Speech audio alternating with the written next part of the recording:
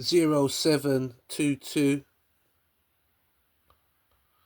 Sunday the 5th of January 2025. Witchcraft accusations were often political and involved members of the royal family, including Dowager Queen Joan of Navarre, Eleanor Cobham, and also Jacquita of Luxembourg and Elizabeth Woodville. Of Navarre was Queen of England through her marriage to Henry IV, but she was a political force in her own right long before that. As the Duchess of Brittany, she defended her lands and children after her first husband's death, showing her strength and diplomacy. After Henry's death, she faced accusations of witchcraft, but her resilience saw her survive and reclaim her status. How did this queen stand strong in a male-dominated world, navigating intrigue, war, and witchcraft accusations? Past people were Duchess of Gloucester and how she was killed for witchcraft in order to conceive her first child. On November 13th, 1441, Eleanor Cobham had a momentous day. The inquisitive people of London crowded the streets to witness an act of public penance.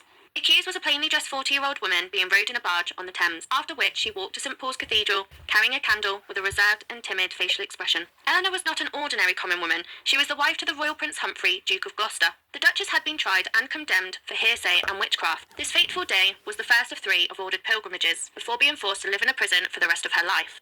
A beautiful and young woman marries a royal and then suspected of witchcraft. This pattern would repeat itself in the following centuries with Elizabeth Woodville and Anne Boleyn. Eleanor probably did experiment with witchcraft of some degree. The most serious crime was her desire to know and change the future by communicating with the dead. It was known as necromancy.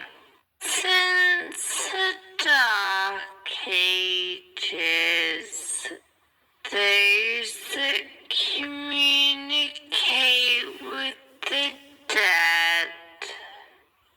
Grandmother of King Henry VIII of England. I am Jacquetta de Luxembourg.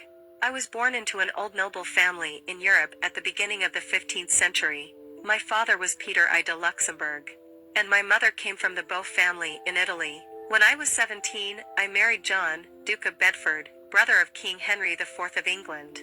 This marriage bound me to the Lancasters of England, but unfortunately we had no heirs. In 1435, John died of an illness, and I became a widow. However, my true destiny turned on a journey to England. I met Richard Woodville on the way, and we fell in love and decided to marry in secret. A decision that violated the king's rules, however. Although the king eventually accepted our marriage, we paid a hefty fine. Richard and I had 14 children together. Our daughter Elizabeth married Edward IV and became Queen of England. My husband Richard was made an earl and served as Chancellor of the Exchequer. As our family grew in power, so did the hostility from the House of York. One of the most memorable events, for me, was when Thomas Wake accused me of witchcraft and offered as evidence some witchcraft dolls that I had allegedly made. Although I was eventually acquitted by the King's Grand Council, the incident will always be part of my historical legacy. In 1469, Edward IV was overthrown and my husband and son John were arrested and executed in Kenilworth. I survived my husband by 3 years and died in 1472. Elizabeth Woodville is for me one of the most fascinating figures of the late medieval ages. And I'm going to tell you why, because it's definitely the woman who was a commoner who became queen. I love the fact that she was born from an unequal, if you want, type of marriage, because her father was not noble, he was gentry, but her mother, Jacquetta of Luxembourg, was noble. And here you can almost see that, there was something unusual about her and her family, and yet her name and who she was made history. So in this Once a Born Woman video, we're gonna dive into Elizabeth Woodville's life. Elizabeth Woodville was born around 1437. She died on the 8th of June 1492. And she was Queen of England from the 1st May 1464 until the 3rd October 1470. And from 11th April 1471 until the 9th of April 1483 as the wife of King Edward IV.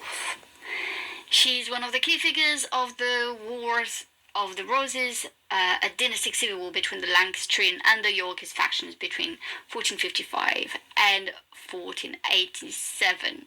I love the fact that she became queen in May, like the other woman who